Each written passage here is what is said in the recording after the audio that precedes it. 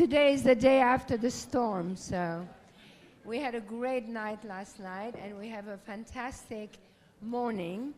And these are actually, we all know how important storytelling is, right? And this is what the first panel is about, is storytelling. And what I have in here is the books, signed books from each person on the panel. So if you're interested, you can get the books in the store after.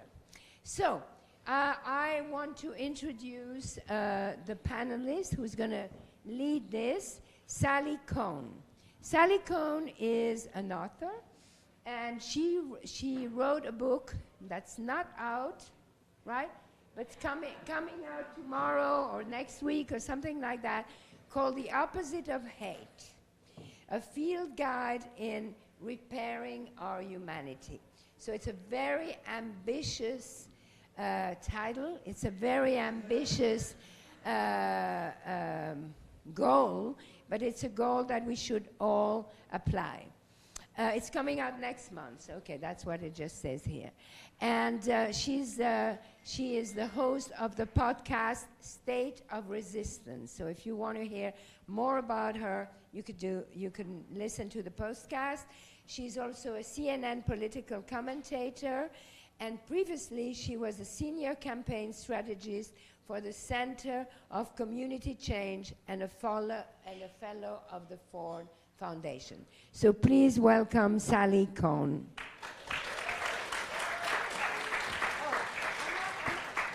Am I staying here? I don't know. Louisella, am I staying here? No, okay.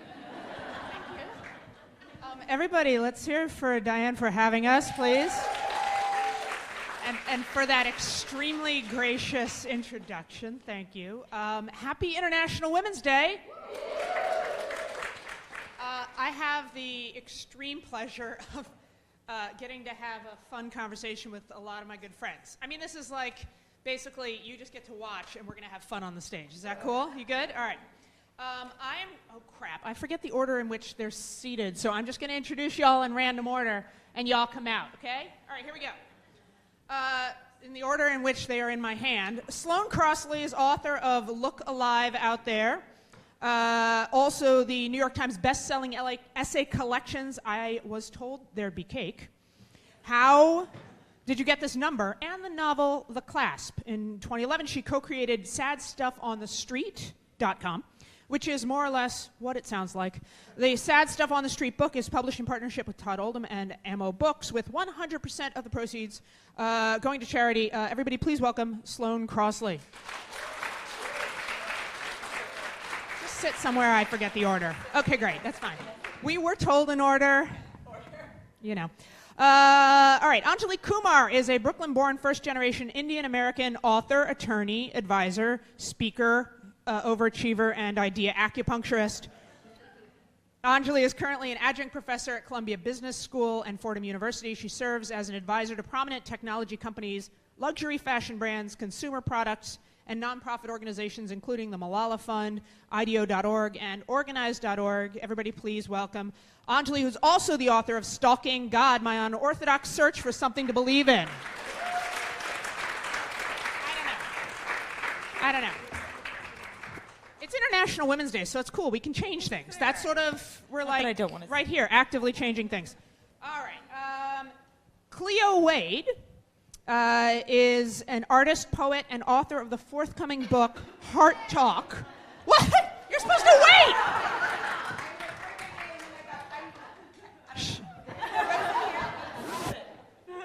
Jiminy Christmas. All right.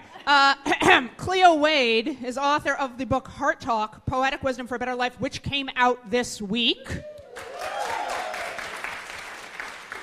Her writing, which is accessible yet empowering, speaks to a greater future for all women, people of color, the LGBTQ community, preaching love, acceptance, justice, peace, equity, and equality. Now you can applaud for her.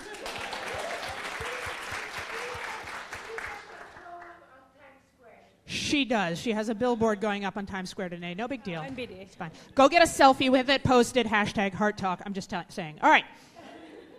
Tiffany Dufu is author of Drop the Ball, Achieving More by Doing Less. She is a catalyst at large in the world of women's leadership, and her memoir and manifesto shows women how to cultivate the single skill they really need in order to thrive, the all-important ability to let go. Everybody, Tiffany Dufu. Oh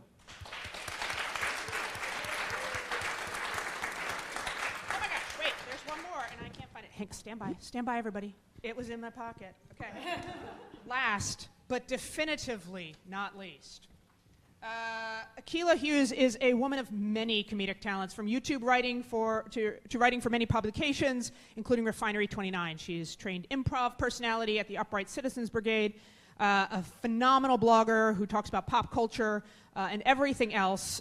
She is just an incredibly awesome, hysterical, funny, smart person. Please welcome Akilah. Okay. So now that we took up half of our time on introductions, so this is a conversation about storytelling. And what's phenomenal is that we have some incredibly gifted storytellers here who both are good at telling stories and also using stories to change the world. So Sloan, I'm starting with you. I don't know why, because I introduced you first, which is, can you talk about what difference, as someone who's written more books than anyone else in the panel, just pointing that out, how you find story makes an impact both in your own life and in the work you do? Is this, I mean, the cliche, is this thing on? It is on, you can hear me, great.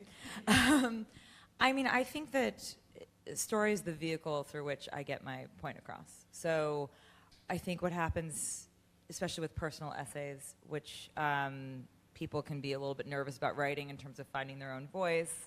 You know, I becomes this dirty vowel because it's, you know, you think, oh, who's going to want to read my diary kind of thing. And then I think what happens is you realize that personal is the way that people relate to you, the way that you can sort of entertain people and educate them at the same time and make your point. So the story is actually the whole structure of how I say anything. I mean, Akilah, can you comment on that I point as someone who's done a lot of I writing? I mean, you all have in sort of very different ways, but a lot of your writing is so vulnerable and exposed, and how you sort of use yourself in story and think about doing that. Yeah, I mean, you know, I'm a hashtag millennial, and so I feel like I was born into a generation that was told to tell their own stories, maybe to our own detriment in a lot of ways.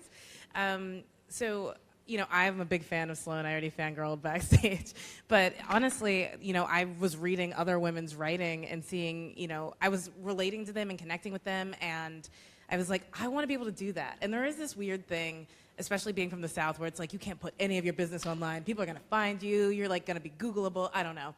And so I was always afraid to ever say anything too personal because I was like, my mom's going to find no, oh no. And it took seeing other brave women telling their stories for me to be like, oh my gosh, it's the only way forward. Like, people don't actually care about how I feel about most other things, but they do want to hear about my own crap. So that's me. So Cleo, that's a good jumping off point for you. You use story not only to share your own journey, but you actually really have used it in powerful ways to inspire and move others. How do you see that connection between the sort of I and the all?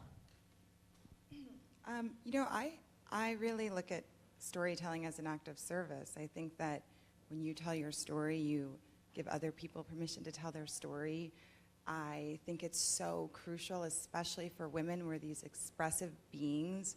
We should not have our stories living inside of us. We should have our stories out where we can see them, out where we can evolve them, out where we can make them beautiful and love them. And I don't think that you can do that if you are hiding your own story from yourself. And so I think that it's crucial for me to tell stories because I know that if I can be brave enough to have that vulnerable moment, maybe someone else can too. So every time I'm a little bit afraid to say that thing or express that moment or speak into anxiety or depression or fear, I know that if I do, it might make someone else feel safe enough to tell theirs. So Anjali, as a first-generation Indian American type A attorney, That's Type what A you get to minus. do. Type A. Oh, Type you're A type A minus. plus, girl. Picking up on what Cleo said, how important is it? How important is it in representation, sort of in storytelling representation? Because you ended up taking in your book a very personal leap out of the sort of professional, type A minus box. And how important do you think it is to Cleo's point about sharing stories so that other people can see themselves in you and your story? So I am not a millennial. I'm on the older side of the panel here, and I think there's a Radhika Jones quote, who's the new editor-in-chief of Vanity Fair, in her editor's letter, talking about how she didn't know. I'm paraphrasing, but that she didn't know she needed it until she saw it, right? Until she saw other people telling their stories. When she saw Mindy Kaling's show, it's like she didn't know that she needed to see that. And I think that was very similar for me growing up. There was no representation of South Asians in the media in this country in that way, in the mainstream media, and I didn't know I needed it until I started seeing it. And now putting out my own story, I realize that people like my daughter, they're seeing all of us telling our stories, so to them it won't be this strange leap to see themselves in the media or to put themselves out there in the same way that you're saying, you grew up feeling like your story is important, and she feels the same way. But I don't think I realized how big of a leap it was and how important it was for me to put it out there until I did. And now holding that book in my hands is it's such a moment of pride for me that I'm I can't believe I actually did this, and I can't believe I put it out there. And actually doesn't feel as vulnerable as I thought it would be. I don't, now that it's done and out there, I'm kind of people, now it's everybody else's story. They can do with it what they want. So telegraphing to the lovely people at home, we will soon be taking your questions. Start sending them in. Maybe some of your questions too, real people here, but I don't know. I wasn't told about you. I was told about that. And this is 2018, so virtual people matter more. I'm sorry. And also telegraphing for the panel here, I didn't warn you about any of this because I just decided to do it right now.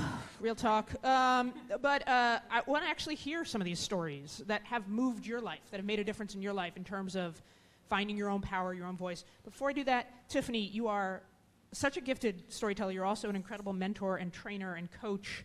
And I want to know what you found makes the important elements, or sort of what makes a good story powerful, what makes a story stick? That's a really great question. Thank And first you. of all, I wouldn't be a good author friend if I didn't say that even though Sally's book isn't out yet, you can pre-order it.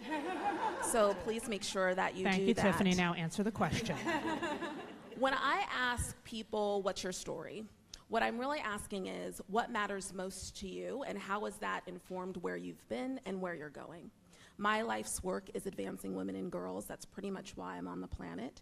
Every professional job that I've had has been focused on how do we harness women's talent and power and their ingenuity for the benefit of all of us.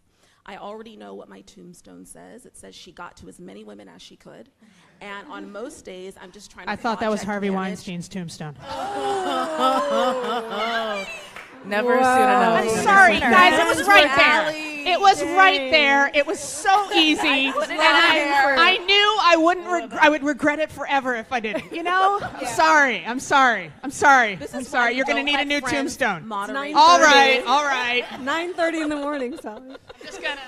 But that's my story. And I think the most important thing, especially because I connect with so many women, is that you curate your own story, and that you know that if you're not owning your own narrative, you're living someone else's story. There's no middle ground or default. And most of us kind of enter our lives playing these certain roles. If we're ambitious people, we want to be a good daughter, and we want to be a good sister, and we want to be a good friend and worker and all of that. And I found that there are these job descriptions that correspond with what it means to be a good anything in our society. Like, if you're a good mom, you have to physically be there when your child takes their first steps, even though no one can remember who was there when they took their first step, And so it's really about figuring out how you can recurate your own story so that it serves you ultimately, and to know that it's less about history and more about how you want to put the pieces together. Oh, that's very powerful. That's very powerful. So who wants to share a story? Okay, go for it. Just tell us some stories, people. Well, it's only because the way you phrased it before was just like a story that really changed you or moved you or made you who you are. And there's I was thinking, listening to everyone else talk, there's a great Oscar Wilde quote, who's, by the way, just not a feminist, but that's okay. Super dead. But where he says, be yourself, everyone else is already taken. And I was in a creative writing class in college, and I got into this difficult to get into class. And I was like a freshman in a senior class. I was very excited. And I thought to be a real writer, I had to write this shoot 'em up suburban bloodbath, like Bret Easton Ellis short story, where there's just guts hanging from. It's like a 13-year-old boy wrote it or something. And the professor afterwards was like, she has a Southern accent, which I will not do. You're welcome. But she said, "Can I see you after class?" And I thought, oh my God, she thinks it's real. She's gonna have me arrested. This is so exciting. And I went up, and I will do the accent actually, because she sort of almost like a job offer.